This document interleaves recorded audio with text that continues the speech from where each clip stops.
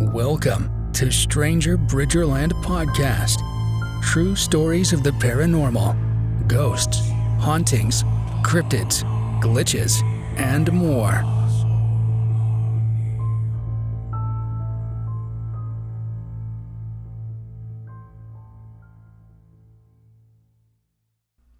Hey guys. Hey guys, how we doing? It's good to be back again. We said we'd be back and we were. We didn't take a big hiatus again, so that's good. We did it. We did it. Yay. We did it. Hooray. Before we get too far into it, a couple things. First of all, I got contacted by one of our listeners who mentioned that when we stopped in October last year, that we were going to come out with another episode of Stranger Cache Valley up here. Okay. And that we skipped that when we started in again. So, for that listener and anybody else, we are going to do that one next after this one. We'll do some Stranger Cache Valley stories and Stranger Utah stories, and that should be a lot of fun. So, thank you to the listener. He knows who he is that mentioned it. And he just told me who it was. Well, we don't have to say his last name, but his name is Tyler. Tyler told us. So shout out to Tyler. Hey, Tyler. So, but yeah, so thank you for keeping us on our toes. When we had that big hiatus, we forgot where we'd left off, and we will definitely get back into it for sure. So, yep. And a couple things too. Again, the new book comes out next month, Stranger World. We're working hard on that. I am. He's looking at me. I am working on it. No, we're working on it. Annie's the editor, and Kate, my illustrator, she's also working hard on it. And so we will get that out for sure next month, the end of next month, but next month for sure. Thanks for not scaring me. No, it's all good. And also another announcement. So after this book, the next book, we've gone all the way around the world, and I'm still collecting stories from all over the world, but the next book will be focusing on states, and we're going to do Stranger Utah first to start with. So, because that's where I've got a lot of stories too. Yeah. And so it'll be a lot of fun to do that one, and then well, you just have to keep collecting stories from all over, and then just put them in buckets. Yeah, exactly. I put them in buckets and keep going, because I'm still getting them from around the world, and I'm still getting them from all over, and I appreciate that. You guys are doing awesome. And then Annie's got some stuff she's working on. We're gonna spring that on you guys later, but should be a lot of fun. I'm so excited. Yeah, I know, it's gonna be fun, and just a lot of things we got going on, and we're trying to go with the heat of the summer, but it's been crazy and fun and all of that. We really appreciate everybody who has contacted us and told us how much you missed the podcast and listened to it. So we really appreciate you guys doing that, and that you like listening to us and our stories. So yeah, super nice. Yep. So today we're getting into UAPs. UAPs are the new name for UFOs. I don't know why they had to change it. The air quote, new name. It's like the new Coke of Coca-Cola. Coca-Cola, right, of UFOs. Don't know why they changed the name, but sure, whatever. But we wanted to talk about, kind of go through a timeline of the craziness that's been going on this year. Yeah. And hopefully keep it fresh on, the minds of people, because I honestly believe that the government relies on the news cycle, like that we're going to forget after the next thing comes out, and really don't want to forget about this stuff that's gone on with UFOs and disclosure possibly, but it got me going. I wanted to go through the timeline of the weird things that have happened this year with UFOs, and then kind of give you some history background on, in particular, UFO crashes that have gone on, and just touch on some that people may not have heard of. So, because a lot of people know about Roswell and what went on there or what didn't go on there. It's so muddled, and everybody who lived back then is dead now, so it's really weird. But I'm going to go into some after here that some people might not know about that I found researching over the years that's been really interesting. But all right, starting this year, do you remember, Annie, what happened in February with everything that started going screwy? First, we shot down that that spy balloon, right? This air quote that spy balloon, right? The Chinese spy balloon, which they did show and everything, and it was a spy balloon. But after that, things got really weird. So, February 10th, the United States announced that they shot down a UAP over Alaska. Yep, okay. And then Alaska wouldn't give it to us. Well, no, Alaska is part of the United States. Well, Alaska wouldn't give it to anybody. Well, right? Alaska itself wouldn't give it up because, according to the government, they searched for 3 weeks and could never find it. Oh, that's right. Yeah, they couldn't find it. Remind me. Yeah, no, it's okay. But so it is. Yeah, Alaska wouldn't give it up; it hid it. So, the next day, on February 11th. They shot down another UAP over the Yukon over Canada. And it went down in the Yukon. They knew where it was, and they said that the United States actually shot down the UAP over Canada with a joint fly with Canadian Air Force. You said they knew where it was. They knew where it was, and that they were letting the Canadian government go retrieve it. And that's where that ended. That's the one that they wouldn't give to anybody to investigate. Yeah. They kept it. Well, we don't. That's the thing is, I looked everywhere to try and find out what they did with it. Whether the Canada found it, whether the United States helped. Well, nothing. It's almost like the news cycle rolled over and nobody asked the government and said, hey, you remember that UFO you shot down? UAP? What was it? Nothing. So, and then shortly thereafter, they shot down another one on 12th. So this is 10th, 11th, and 12th. They shot down one over Lake Huron. Okay, I remember that. Yep. And again, they were going to retrieve it, and then nothing. Government never said a word, never said anything what it is. Now, what we do know about those objects is that they were the size of a good-sized car, a big car, and that they did not move like balloons. They moved against the wind. They seemed to be controlled somehow. Mm-hmm. Now, during that news cycle, when everybody asked them, was it extraterrestrial? They either laughed, they said, we don't know, or they said, why do you keep asking us that? Why do you keep asking us that? Because we're really interested, that's why. So basically, they couldn't tell us who had it, whose it was, who was flying it, nothing like that. And since then, they've gone silent. The government has gone silent on it. Okay? Maybe the extraterrestrials are paying them off. Who knows? Like, man, it's... They find it and everything's hush-hush. Like, we'll give you $1 million if you don't tell anybody. I know. So it's like, where did it go? And again, if you're... For UFOlogists, whatever you want to call it, this is one of the frustrating things about it, is we know something happened, but the government isn't sharing anything.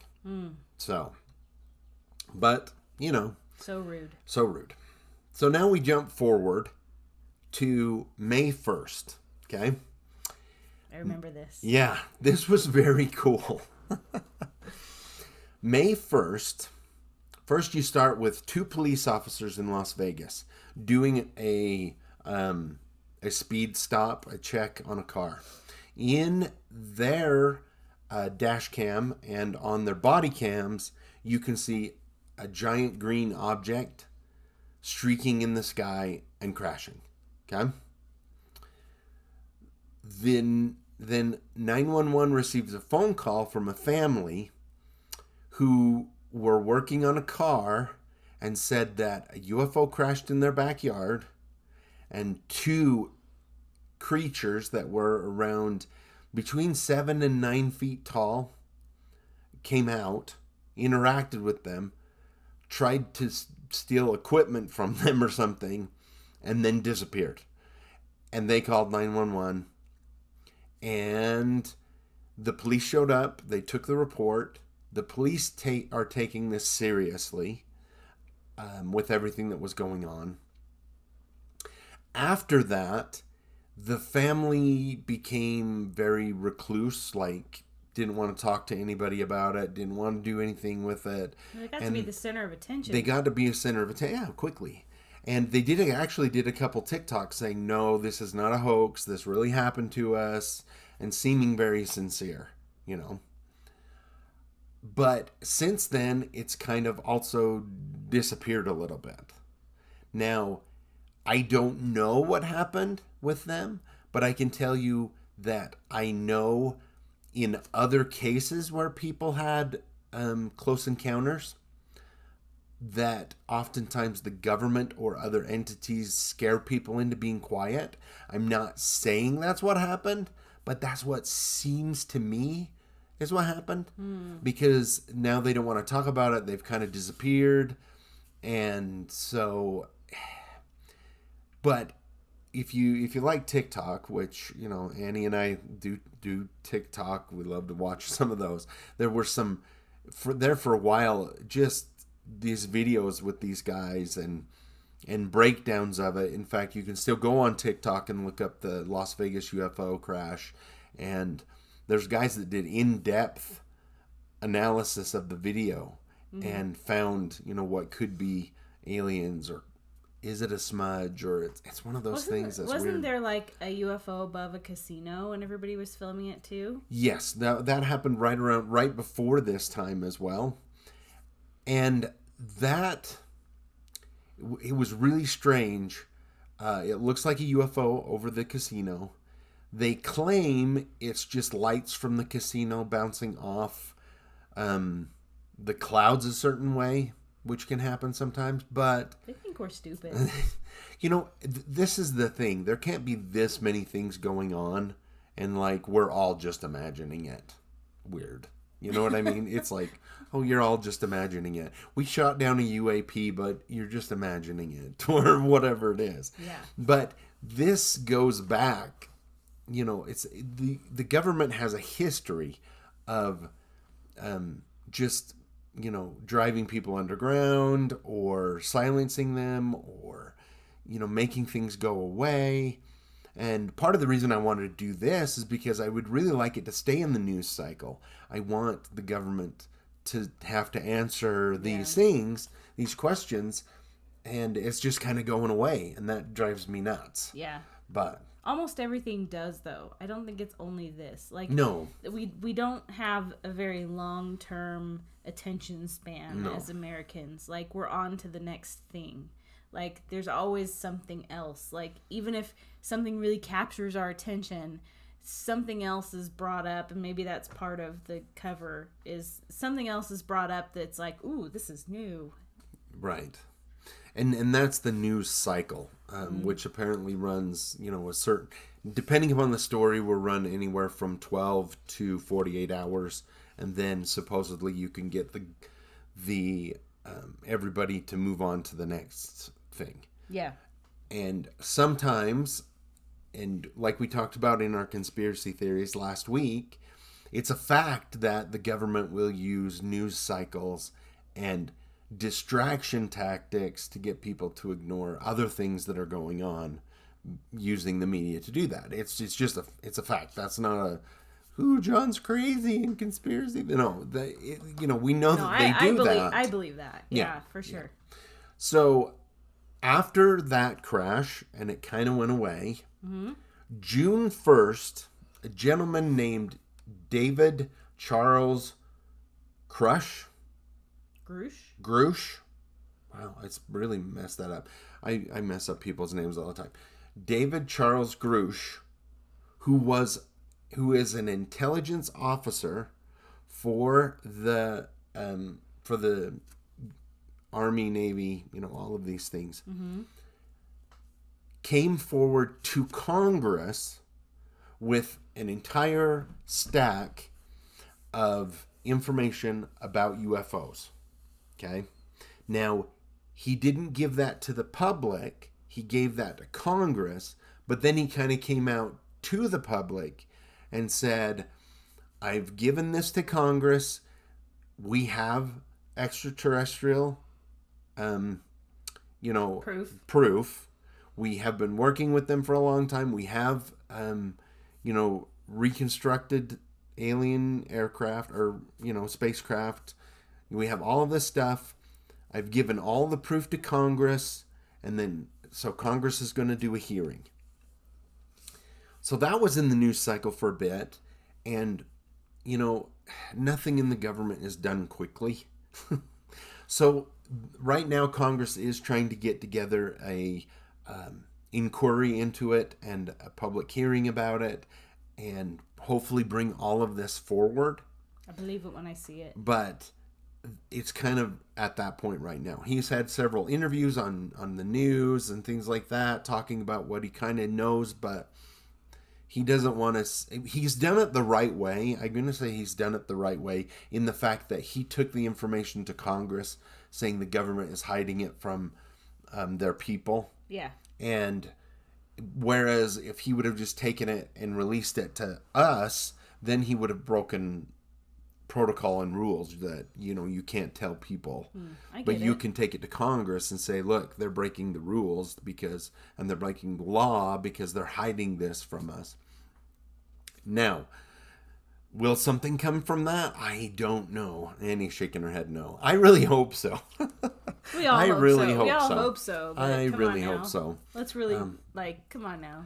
Now, the one thing that I have that I'm gonna say, cross my fingers, is that the government has been more transparent with all of their fighter pilots who have seen UFOs, including they released what's called the Tic Tac UFO. And so they're kind of a little bit open, not quite open, but it was amazing to me that this guy came out and said this, that Charles came out and said this, and everybody's like, oh, UFOs and aliens are real, cool. I got to go to Walmart now. It was like, it wasn't as big of a story as it should have been to me. I just think that's why they keep bringing up these little things and then sort of covering up, so that by the time they do come out with it, it is going to be like, yeah, we knew. What's the big deal? Right. Exactly. So that brings us to June 1st. After Charles comes out, says that, Congress starts setting this up. Well, another gentleman came forward. His name is Eric Hecker. Okay. He has been verified to be a contractor in Antarctica. Kind of one of the bigwigs contractors in Antarctica. And this is on June 11th that he did a press conference and said that what's going on in Antarctica is not what they're claiming. It's like supposedly just scientific stuff. He's saying that it's actually a operational UFO kind of base thing where they're able to keep track. It's almost like an air traffic control for all the UFOs that are coming and going. And that, again, kind of like we talked about last week, that there's a base underground, that they've dug underground there. And he talks about how it's, the things that he saw, the things he worked on, again, folding all of this into UAPs, UFOs, and being able to track them a long ways. He also talked about something very interesting, faster than light communication, which is what you would need if you were running UFOs. Because if you're going faster than light or whatever, even when, for example, if we sent somebody to Mars, it would take something like between 6 and 8 seconds for our communication to get there. Then they would respond and send it back. So having a conversation would take a long time, even just to Mars. But he talked about ways that they're able to communicate faster than light. So that all came out on June 11th. Well, when they explained that, Center for UFOs or the what did you call it? They're an air traffic control type of thing. Right. You know what it made me think of is like that Men in Black where they have the police station and all the different aliens are walking around. Yeah, and exactly. They're trying to keep them under control and they know all the species. And that's what it made me think of. Yeah, exactly. It's, who knows? It could be something very similar to that because there's been several books written on the different aliens. There's the reptilians, there's the Greys, there's the Nordics, and then it goes off from there. Like there's some that look like giant praying mantises. There's like whole bunch, right? There's a whole bunch of them. People have talked about these different ones and writing different things about them, but that's scary. So giant praying mantis. Giant praying mantis. That's the stuff of nightmares. That is the stuff of nightmares. Yes. Some of the stories.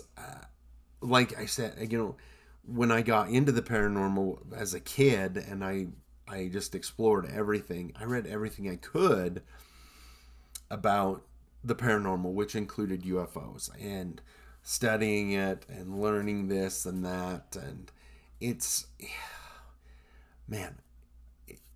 just in my brain. And sometimes I'm just thinking about it and I'm like, oh yeah, I remember reading about that. Abductions are a big one that people talk about. And there's several whistleblowers who have claimed that as part of the agreement with the aliens, speaking of the bases and stuff. And again, this is just me telling you what I've learned. I'm not saying I believe it's true. I believe it's not true. I'm just telling you what I've read, what I've learned, everything like that.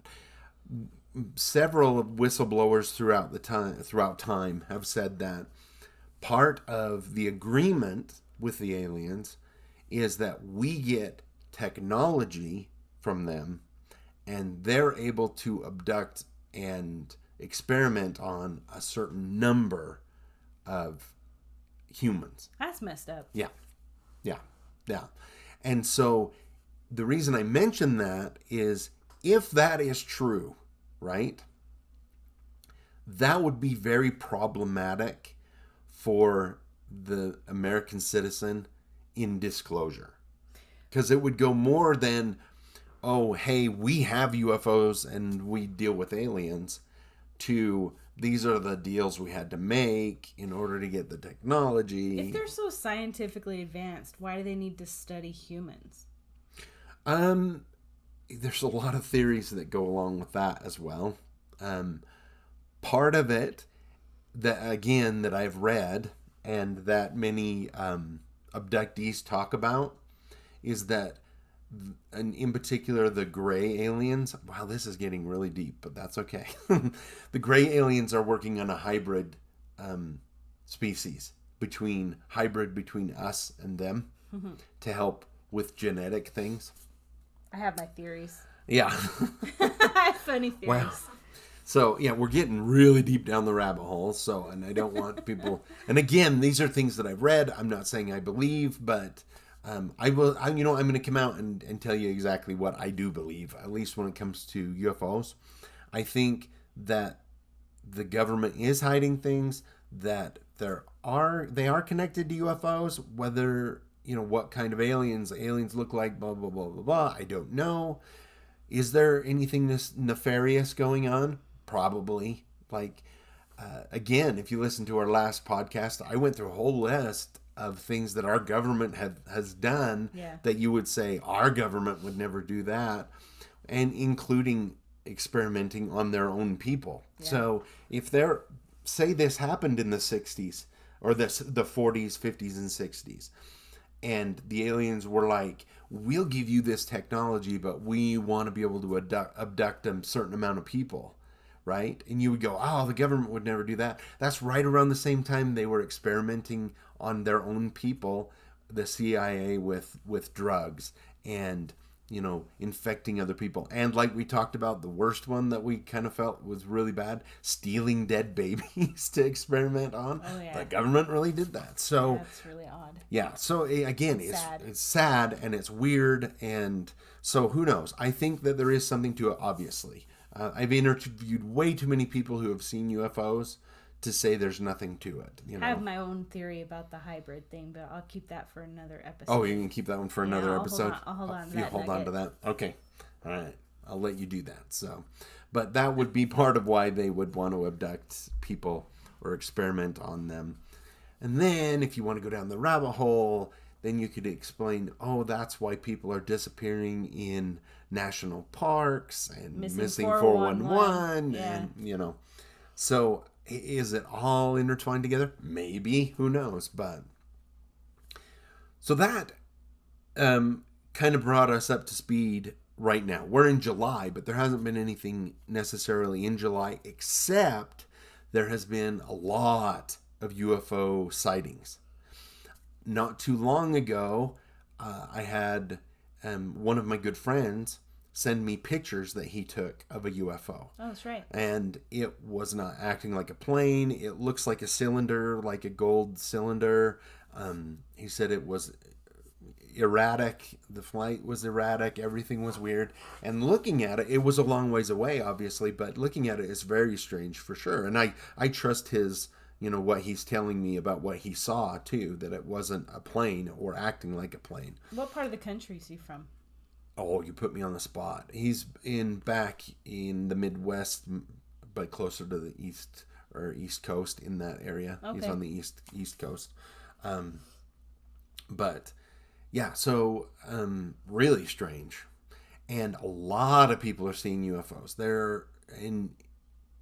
They don't seem to be as hidden anymore. Like they're just coming out during the day and doing their thing, and it's almost like the whole world is having a UFO flap right now. It's like we're able to put some glasses on and see clearly for the first time. Like right. Almost like before, maybe our eyes weren't to the sky as much, or we didn't have those glasses on. Now that we do, we can actually see them for what they are. Right. And that's my thing, is I would love to see a UFO up close, but I'm weird because I want to see Sasquatch. I'll let you do that. Yeah. I want to see Sasquatch from a distance. Yep, and go to famous ghost places, but no, that's not something I want to do. But we'll get into that later. But so with all of this going on, I wanted to kind of talk about some of the history of UFO crashes. And again, everybody's heard about Roswell. But, quick history in the 40s, UFO crashed outside of Roswell. Rancher came into town with some stuff. He said something blew up over my ranch. The military comes in, takes everything. Military goes to the paper and says, we recovered a flying saucer. And everybody's like, what? And then it gets to the bigger brass people, and they're like, no, we didn't.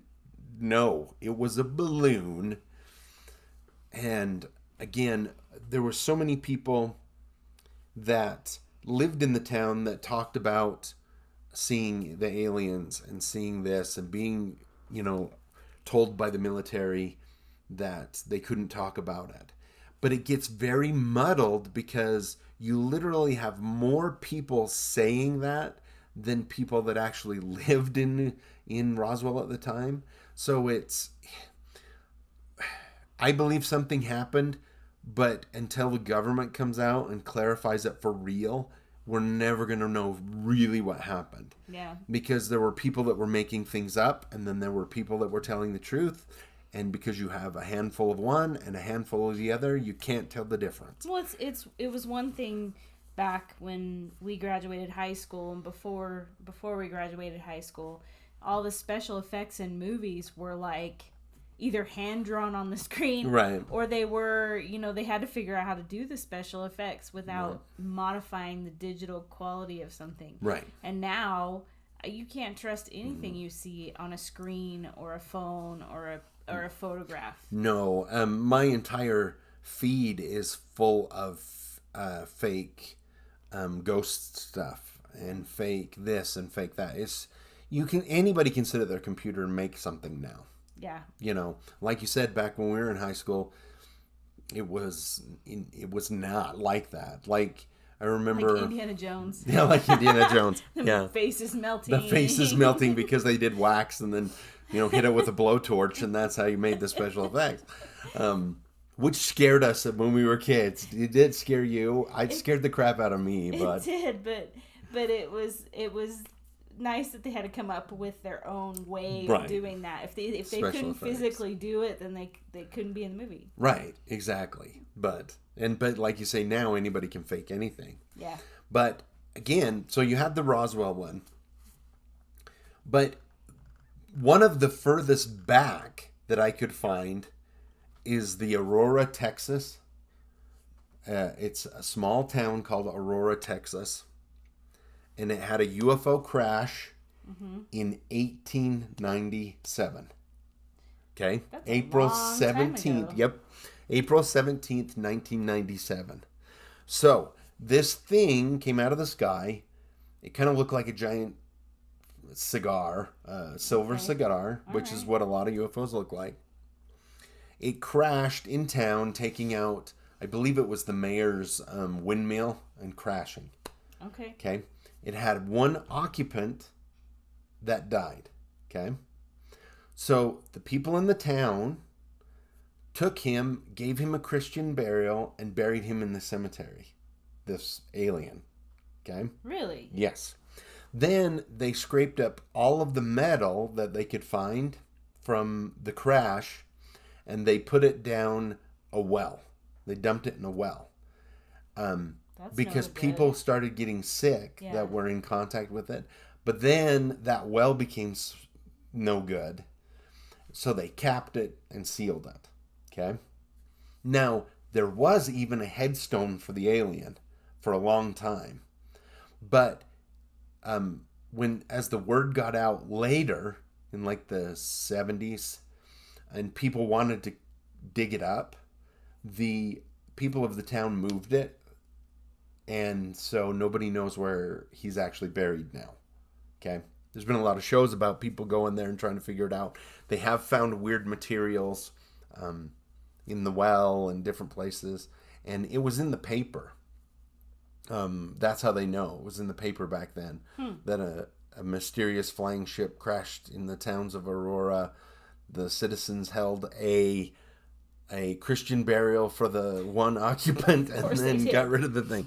Texas, what am I going to say? Well, and FYI, this is northwest side of Dallas, Fort Worth. I looked it up, and at the time that this happened, 1897, it was probably a dust bowl with just tumbleweeds, and that was it. Out in West Texas, that's or middle of Texas, that's what it would have been like, probably. Right. And I remember reading about this one for a long time, and a lot of people have gone out there, and it's to the point where the people in the town won't even talk to anybody anymore. Really? They're so sick of people coming out there and looking for the aliens thing and everything. They're like, yeah, no, just get out of here. That's crazy. That's funny. That's crazy. But there's two incidents that I had not heard of I'd never heard of until a few years ago when I started doing research on it. And they end up being two very credible UFO encounters. Okay? And they both happened in the 90s. Okay? So the first one happened September 16th, 1994, in Ariel School District. This is in Zimbabwe, in Africa. Zimbabwe and Africa. Okay. So it's the middle of the day. The teachers are having a meeting. They're having a teacher conference. all the kids in the school go out to play in the playground. Okay? The kids are in the playground playing when a UFO lands in the field next to the kids. A alien in a black suit comes out, talks to the kids, and then leaves. Okay? The kids run into the school, tell the teachers. The teachers are like, you guys are making things up. You need to be quiet. And the kids are insistent. So they go home and tell their parents. The parents call the school and they're like, why are you guys allowing UFOs at the school? and not why I sent them to school. No. And so then this local reporter for the BBC comes and interviews the kids. Mm-hmm. And he was very skeptical. He's like, yeah, right, UFO landed. But after he interviewed some of the kids, he was convinced that this was a real thing. And they even brought in a child psychologist from England to interview. Uh-huh. And he believed that these kids had an experience. Some people are like, no, it's a bunch of little kids having a mass hysteria is what they call it, when everybody imagines the same thing. But the kids had, different perspectives. The kids that were closer shared the same, details, and the kids further away had the same details, and all of them had the same details of what this creature in the black suit looked like, and wow. Even to today. So in '94, that's when you were in high school. Graduated. You were just graduated. I just graduated a year earlier, and so these guys are in their 60s now. These kids, and they all still say, "Yeah, this happened. I've got vivid memories of this happening." So it's fascinating because 62 kids saw this thing. 62 kids were playing in the yard, and they were all ranged between the age of 6-year-olds and 12-year-olds. So it was probably just a grade school kind of thing. But they all still remember it happening, and it's affected a lot of their lives. There's a really good documentary you can look up about it, where they interview people. They go back to the school. Oh, yeah, I did see that. Yeah. It was good. It was good, yeah. And it's very credible. The kids are very credible in their old interviews, their new interviews. It's kind of an amazing thing. So yeah, they were kind of like, I don't care if you believe me. This is what I saw, and I never will forget it. Yeah. Yep. And the writer that came and interviewed the kids, his name was Jerome Clark. He wrote a book, Most Remarkable Close Encounter of the Third Kind, in the 90s. But what's really interesting about him is that, he didn't see it, but he believed the kids, but he lost his job over it. He got blackballed because of it. Really? Yeah, he lost a lot of credibility because he's like, no, I really believe what these kids saw. So, like I said, it was really interesting. So then we jump forward 2 years, and in a town in Brazil, I am not going to try and say that name. Yeah, don't try and say Don't that say name. that name. Looks like Virginia. Virginia. That's how you. I'm from Hiram, Utah. We would say Virginia. Varginha. Sorry, everybody. January 20th. First of all, the U.S. government contacted Brazil, and they said, we have a UFO that's entered the atmosphere and coming towards your city. And they're like, what? And they're like, no, we're not kidding. So this UFO crashes outside of the city, and by this little small farm. Mm-hmm. The farmer there saw it. The people around the area saw it crash. The occupants got out and ran away from the thing. The military showed up and took the craft. But later on, 2 girls going to school, I believe, ran into one of the creatures hiding near a bridge. Oh. And they had very distinct, memory of that, and were able to say, this is what happened, this is what's going on. Eek. Later, they had an incident where one of the creatures was taken to a hospital. They have nurses and everybody there that said they saw it, and then it all just went away. It disappeared. And many people believe that the U.S. government even came in and took it from Brazil, because there was U.S. military that came in shortly after. But there was a lot of people that saw this, a lot of people that talked about it. And again, in 96, you didn't have a lot of, we never heard about it here. No. It was big in Brazil and them talking about it. But we exposed much to that. We weren't. Back then. We didn't hear about it. Plus the fact that maybe in the movies.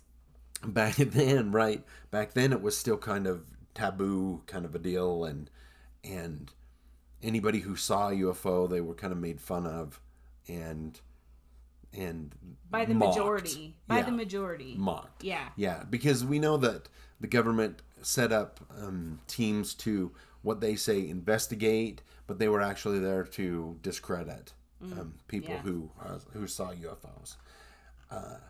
So very strange. And I brought those up because they're ones that not many people, they're like very credible, but ones that nobody really talks about much. Yeah, I hadn't heard about them. Yeah. And that's what I wanted to do, is kind of bring some stories to light that had a lot of people involved, a lot of people witnessed it, and it's very credible, but hasn't got a lot of playtime. But there's supposedly several. There's the Roswell. There's several crashes in Utah supposedly, and a lot of different things that go on like that. One of my favorite stories that I've collected, talking directly to the individual, I believe it was in my last book. I get lost of where all the stories have gone. But the two gentlemen who were in the Uintas camping and woke up to a flash of light, and then they saw what they thought was a camper with the door open and people and lights, and they're like, "Oh, I didn't know," because they'd hiked in to this part of the Uintas, and they're like, "I didn't know there was a road up here," and they saw the occupants of it, but they couldn't see the truck that had pulled it up, and it looked like one of the Airstream that are silver, like a bullet almost. So they thought it was an Airstream, and like I said, they could see through the windows and see people walking around, and one of them came to the door, and they couldn't see him, but he was just silhouetted by the bright light behind, and they're like, "Oh, let's go to bed. We're going to actually leave tomorrow because we wanted to be somewhere where there's not any people." Well, and they were going to try to take that road, weren't they? Yeah, and they're like, maybe we'll take that road out, whatever, because they had hiked in, and the next morning, it's gone, and there's no road, and the only thing they saw were impressions in the area of where something had landed, I guess, basically, the impressions of it. And so it was at that point they realized that it was not a camper they saw, it was a UFO that had landed. And so that's a close encounter of the third kind. Do you know I think I've talked to you about this before. There's close encounter of the first kind. That's where you see it in the air, see the UFO. Close encounter of the second kind is where you actually see it on the ground. Okay. And the third kind is where you see it on the ground and you actually see occupants. Oh, okay. So, and that one's the most rare, obviously. But these two had actually seen occupants, which is cool. It's also very similar to some of the incidents that they had at Skinwalker Ranch. Oh, yeah. So, that's crazy. Back when, in the 90s, when that family owned it. But yeah, so that's what's going on right now with everything, with disclosure now, with UFOs, or non-disclosure now. I'll be able to tell you if we're getting close with any of our guesses, because if we have any men in black come visit the house and say, "You need to shut down your podcast. You're getting too close." No. No, nobody's gonna come to our house. But anyway, but yeah, so it's a lot of fun. I love UFOs. I love learning about UFOs, and I hope I live long enough to see some sort of disclosure, whatever it is. But we'll see. Yeah. Again, the cycle continues. The news cycle continues. But we'll keep track of everything, and if there's more that goes on, we'll definitely do another one like this and talk about it. So, because there is a million stories about UFOs, and I have a ton of stories that I've collected from people about UFOs. Yeah.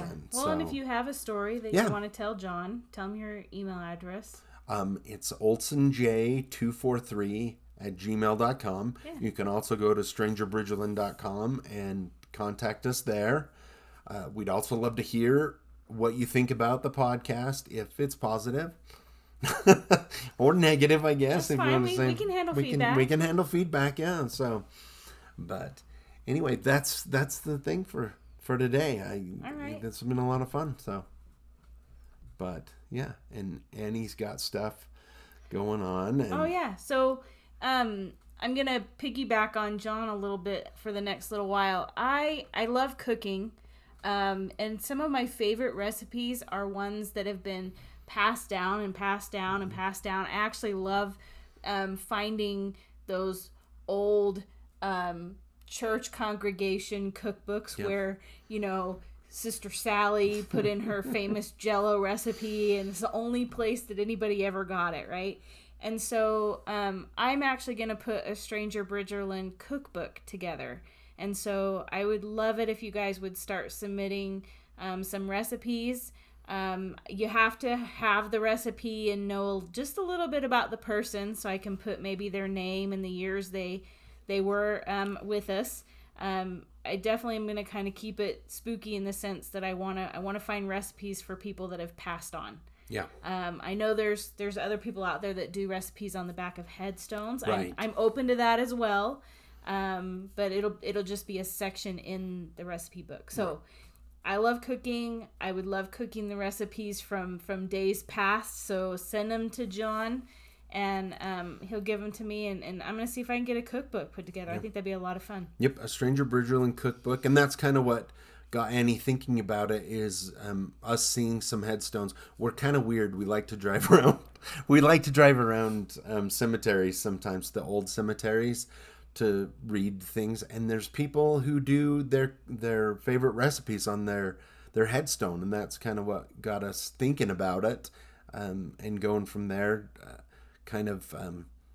Like she said, recipes from the past and from stranger places, and I have a blog where I put my favorite recipes right now. Hit me up if you want that, but I have a little story underneath each one as to where I got it from, and I thought, well, why don't I combine my love for old tried and true recipes and the stories behind them? I would love to do that. So let's try and get some together. You guys send them to John. Yep.